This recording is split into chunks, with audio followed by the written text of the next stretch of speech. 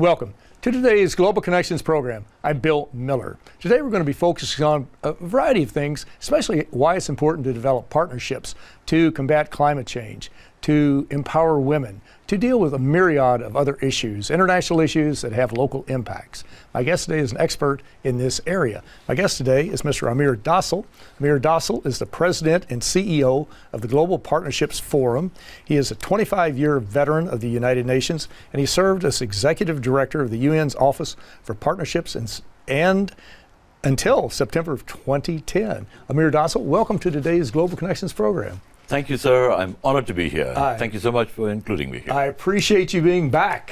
This is not your first stint on Global Connections Television, but you have so many interesting issues and topics to deal with, and we'll just jump right into them. But before we get there, let's talk about Global Partnerships Forum. What is it? When was it formed? Why was it formed? So after my graduation from the UN in September 2010, Magna cum laude. Yeah, thank you. Yeah, I was just a public servant, basically, and I was privileged to have served for 25 years at the UN. And it was quite clear that global challenges, economic and social hindrances around the world cannot be addressed by one group, one person, one institution, one organization alone. It requires collaboration, and collaboration, really innovative collaboration, where people come together, bring different skills and so on. So we thought we'd set up Global Partnerships Forum to be like a platform, a knowledge platform, to bring change makers, innovators, private sector, civil society, and governments to support the UN's agenda. And our goal is basically to bring these people together. There are many people who are doing great things. Often they do not get an opportunity to scale up. Some of them are doing path-breaking, pioneering work. So we do this via forums, summits, strategic dialogues, and so on. We also do training of young people on entrepreneurship. We focus on women's empowerment issues. And we also help governments create centers of excellence so that they can pivot out of the traditional methodology of investing into investing for social good. And that's our mission. That's your mission. Very, very laudable mission. And our viewers can go to your website, www.partnerships.org. Well, you mentioned the three thematic areas, three functional areas. Let's focus in a little bit on each of those and maybe an example of what you're doing. We'll start maybe with the forums and conferences, that type of thing. Right. So with forums, we do across sectors, across all the 17 Sustainable Development Goals. And we found that new technology is very important.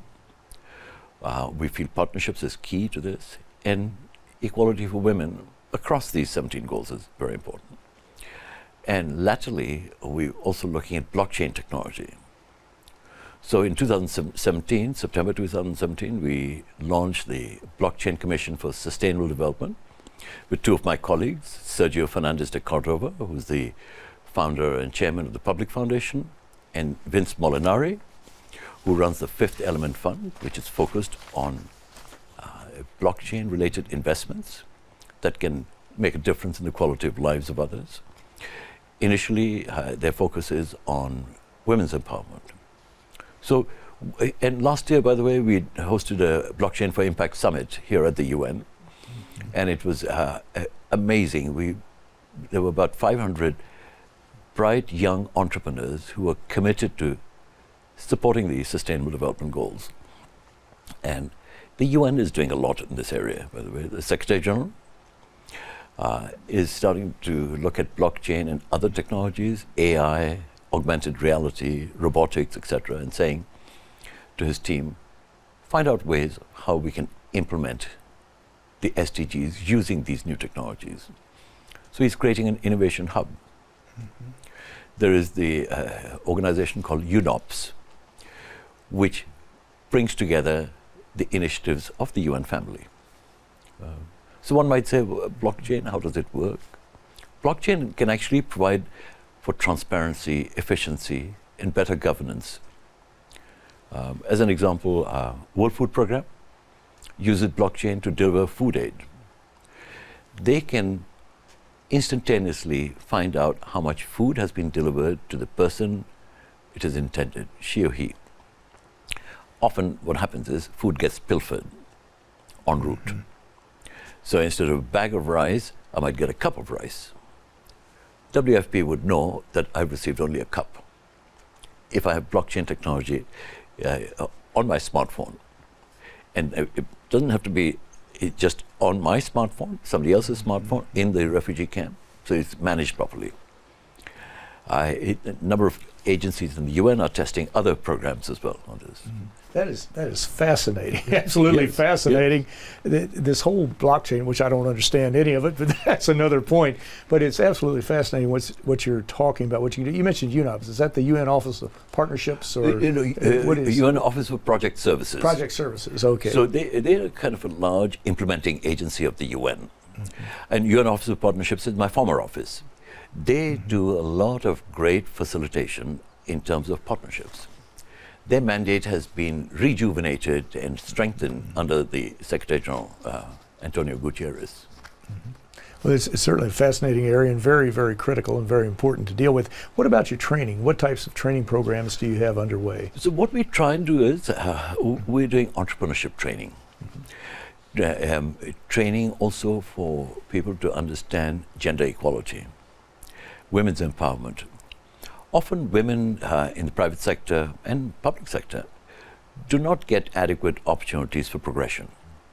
So we try and help women understand their opportunities and how to navigate the bureaucracy. It's always been a challenge for women in the boardrooms, for example. Increasingly, countries are now saying you must have a certain percentage of senior women in management and in the boardroom. The boardroom issue is now coming together slowly but surely. So you will start to see UN Women, by the way, is pushing gender equality in a big way. It's doing amazing work on advocacy, but they need help in implementation. And it's not that we are the only ones. There are many, many organizations who are trying to implement programs and projects on the ground.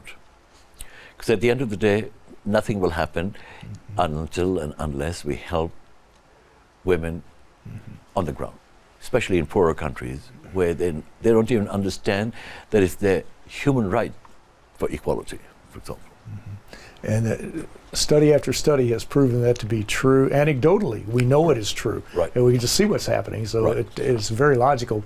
You mentioned the UN Sustainable Development Goals. Yes. There were 17 Sustainable Development Goals.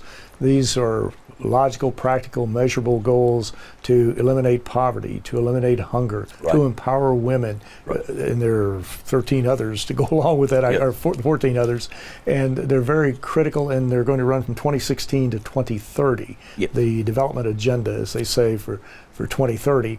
And so many organizations around the world, there are literally tens of thousands of groups, faith-based groups, service clubs, Rotary, right. Lions, Optimists, different ones like Kiwanis, don't leave anybody out, no. But they all are involved in supporting some of the Sustainable Development Goals.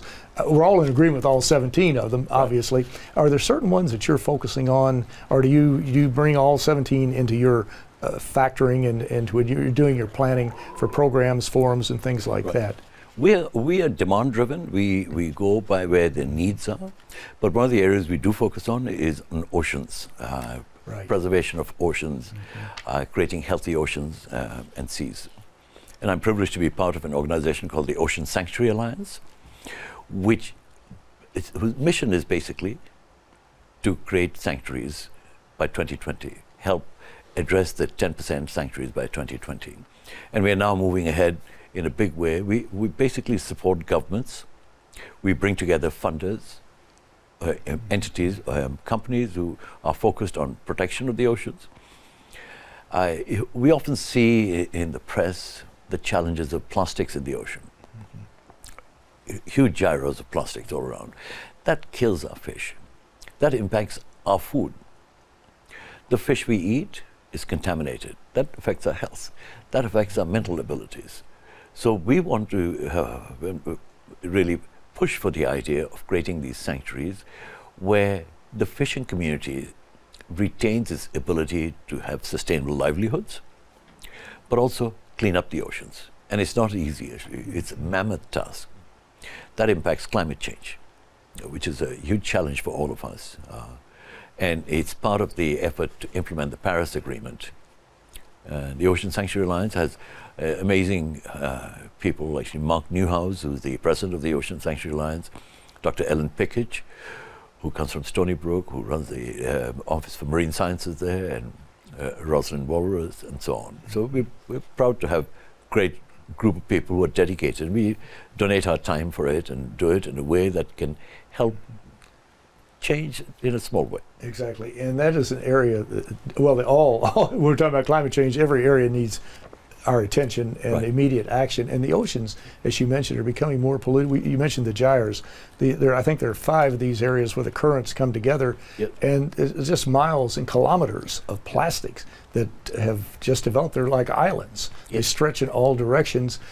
Some of the scientists have predicted within like 15 or 20 years there will be more plastic junk weight-wise in the oceans than fish, which is very frightening, especially from the standpoint of food supply. Yes, yeah. And you know, the good thing is there are smart people out there who are trying to find solutions. For example, we are involved in one initiative called Replibuild, which takes these plastics, converts them into bricks, construction purposes. And those are very solid. They help against hurricanes, extreme winds, and so on. So it's being tested. And if it works, that could be one of the solutions, one of, I would say, thousands, hundreds of thousands of solutions. What we want to do is to see how we can encourage scaling up.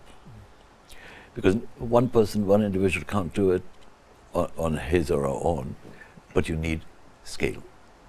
And plastics, the pollution, if you remove the plastics and remove the pollution, then you start seeing cleaner air that we breathe and so on. It changes the dynamics completely. It actually creates livelihoods for people in poorer countries as well. Oh, it does? Well, I'm sure it does, yes, without a doubt. You see, if cleaning up the oceans, for example, if they have an opportunity to clean up the oceans, they can fish better. The fish farming can take place much better, actually. Whether they have marine protected areas or not, there'll be more tourism. So that'll create more employment and so on. Exactly. Yeah. Well, you're watching Global Connections Television, which is a privately funded, independently produced program. The opinions expressed on Global Connections are solely those of the moderator and his guest. We'd invite our viewers to go to our website at www.globalconnectionstelevision.com to view previous programs. Also, if you're involved with any type of a PBS or community access television station, or perhaps an educational institution that has an intra-campus television hookup, or you just have a website and you want to share our programs, please feel free to do so. Global Connections Television is provided at no cost as a public service to help us better understand international issues and how they impact our lives. Today we're taking a look at what we can do as far as developing partnerships to combat climate change, to empower women, and to deal with a myriad of other issues that are affecting our lives. My guest today is Mr. Amir Dossal, and Mr. Dossal is the founder and president of the Global Partnerships Forum. Amir, we'll move into Centers of Excellence, but I just read an article the other day talking about plastics. Before I forget it, they're talking about using plastics to pave roads, which is absolutely fascinating because you won't have the pothole situation, you won't have the deterioration, you won't have all of the fossil fuels that go into it. It's just remarkable what can be done if we all work together on it. But before I don't want to run out of time, let's talk about the Centers of Excellence. What are you doing in that area? So the Sustainable Development Goals, we have a challenge ahead. We're not making real fast progress, actually.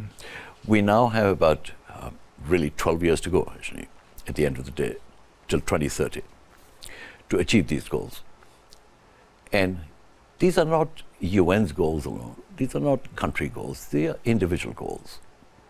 So we are trying to encourage governments to create these centers of excellence for building innovative partnerships to attract investments for social good. Not just traditional investment, but investments that can help build infrastructure, help build better schools, provide better education, clean up the oceans, safe drinking water, create jobs. Now, all of these things require collective effort. efforts not just by the finance community, not just by governments, but also civil society, and what we call multi-stakeholder partnerships. And I have to tell you that the UN is totally committed to these new forms of partnerships. In fact, the Deputy Secretary General, Mrs. Amina Mohammed, has said time and time again that we need to engage the private sector. We need to work with civil society if we are to make a dent in these goals. So our focus is very simple. Help those countries build these centers of excellence, and that you could do academic research in terms of what works, what doesn't work, but then just go ahead and implement it. Encourage Wall Street to invest in the poorer countries. And therefore, to do that, they need that comfort level of better governance. They need not just return on capital, but return of capital. So we're hoping that through a combination of initiatives, including blockchain, which can provide that transparency opportunities, the private sector would invest in the SDGs. Things have changed compared to 2000 when we had set up the Millennium Development Goals, where we used to struggle to get people to appreciate what it was. Today, SDGs are increasingly becoming a mantra of the private sector. Some leading companies are kind of adopting them as part of their DNA. That's what needs to be done. When you were describing that, I was thinking back to when you were working with the UN Office for Partnerships. Yes. And I recall one of the key players at that time, person with whom you coordinated very closely, was Ted Turner. What role did Ted Turner play as far as former founder of CNN? What role did he play as far as bringing philanthropists and other business people into this discussion and to get them involved into dealing with these problems? And of course, he's a very strong advocate in dealing with climate change and many other issues. But what role did he play? So the UN Office of Partnership exists because of Ted Turner. In 1997, Ted came to Kofi Annan and committed that $1 billion, that famous commitment which changed the way the UN did business. We were not able to take the money at that time because UN is about member states' contributions. So we agreed that he would create a foundation, a 501c3, similar to the Global Partnerships Forum, and that we would create an office, which was the UN Fund for International Partnerships, which we set up in 1998, to accept that donation. Ted Turner's mission was very straightforward. I want to give this money to support humanitarian causes. This is to support the UN's agenda. He had no other agenda. What we said to him was, help us attract other partners. And he readily accepted that. As a result, he actually mobilized, in fact, the recent numbers are that he mobilized another $1 billion. So he gave $1 billion, he mobilized another $1 billion from other partners. People like Bill Gates came in on the scene and said, we're committed, we want to help. Today, Bill Gates runs one of the largest foundations in the world, focused on health and education, prevention. So what he did was, he changed the landscape of philanthropy to smart philanthropy.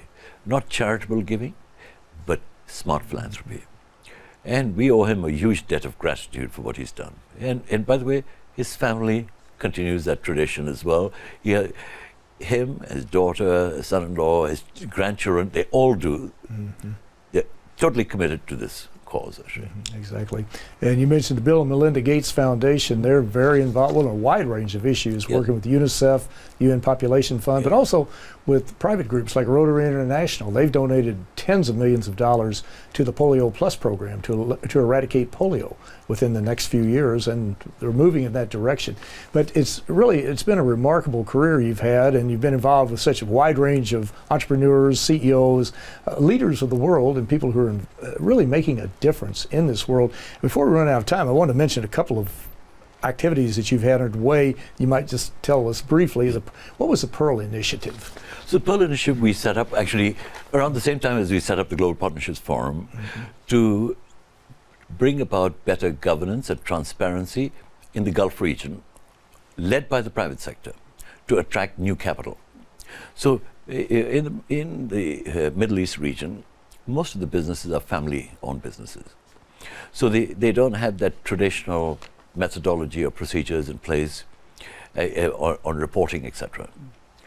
So CEOs in the region got together and said, we want to create a more transparent culture so that we can attract capital, we can do good, we can support the UN's goals and objectives.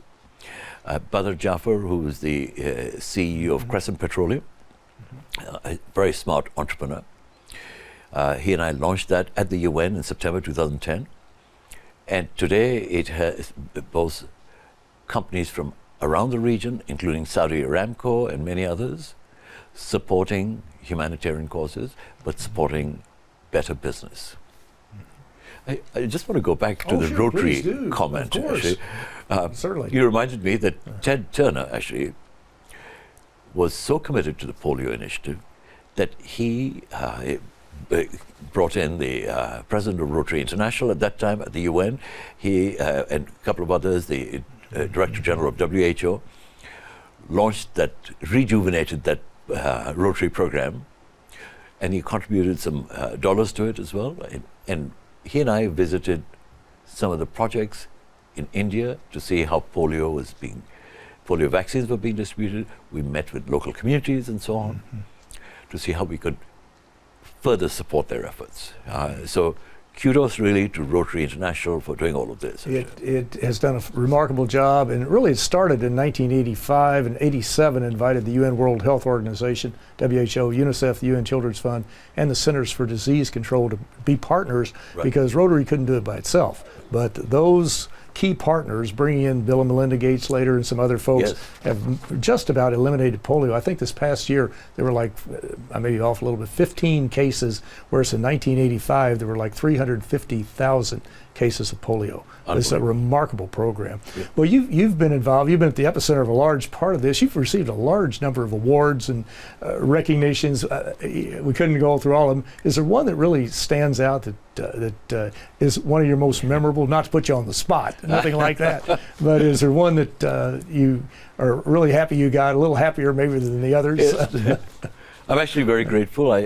If I can mention two. Sure, please, go right ahead. A couple of years ago, I received the Ellis Island Award for humanitarian work, actually. And I'm very touched, very grateful. It was the award really given to leading Americans for the work they do in public service. And I was honored to be considered as a token of appreciation for what we did. And really, our work is in public service. And we were very touched by that. And the other was, about 4 years ago, I received an award from the Institute of Chartered Accountants in England and Wales, where they gave me the International Humanitarian Award for public service and addressing poverty and hunger. But these are not awards not for me, actually. They're really on behalf of other people. We serve as a conduit. We try and be a voice for others, and like a bully pulpit, to say, come on, we need to do things. We are privileged, and we have an obligation to help others. So we certainly do. Leave the world better than we found it. Well, in the last 30, 35 seconds we have left, what do you think is our main challenge? We have many, many challenges, but what do you see as the major challenge as we move forward? I think we need to have an understanding that the underprivileged don't have a voice. So we need to have a bit of tolerance for them. We need to figure out how we can bring them into the mix to find these solutions. We cannot be prescriptive sitting here. These are our stakeholders. So if we can find a way to help them, support them, that can only be done through partnerships. And that's what we will continue to do. And I think there are many people out there who get it, that we cannot do it alone, and together we can. You're absolutely right. The go-it-alone strategy will not work. You cannot deal with climate change. You can't deal with poverty, with famine, with violence against women, violence against children. You cannot do it individually on an ad hoc basis. It takes everybody working together, and the UN is a logical place to do it. The UN is not a perfect organization, but it's still the epicenter of the world. It brings 193 countries together in the UN General Assembly, and it can make a difference in people's lives. And the UN touches our lives every day. So often we're not aware of that. You are much more aware of it because you were in the system, you were part of the system, and now you work with the system. But it's absolutely critical that we partner on these problems, because if we do not, we will not leave the earth in better shape than we found it. And that, I think, is a moral obligation that we all have.